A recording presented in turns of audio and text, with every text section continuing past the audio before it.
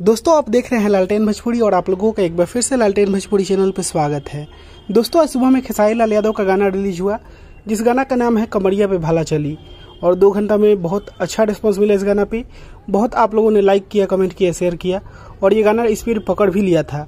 लेकिन फिर दोस्तों पता चलता है कि इस गाना पे कॉपीराइट आ गया। और दोस्तों आप लोग ही पिछले वीडियो में मुझे कमेंट करके बताया तो मुझे पता चला कि इस गाना पे कॉपीराइट आ गया है। फिर मैंने अपने असर से पता किया, इस गाने के राइटर से भी बात हुआ, तो इस गाना पे कॉपीराइट ग्लोबल म्यूजिक जंक्शन के द्वारा दिया गया है शायद, और बात चल रही है बहुत ही जल्द आप लोगों के बीच ये गाना वापस आ जाएगा। अब क्या मैटर है नहीं है ये कोई बता नहीं रहा है खुल के, लेकिन इतना पता चला है कि ग्लोबल म्यूजिक जंक्शन के द्वारा इस पे कॉपीराइट दिया गया है और बहुत ही जल्द आप लोगों के बीच इस गाना में जो काम की है हीरोइन, उन्होंने भी पोस्ट किया है, आप लोग देख सकते हैं स्क्रीनशॉट अपने इंस्टा स्टोरी में कि बहुत ही जल्द गाना खुल जाएगा।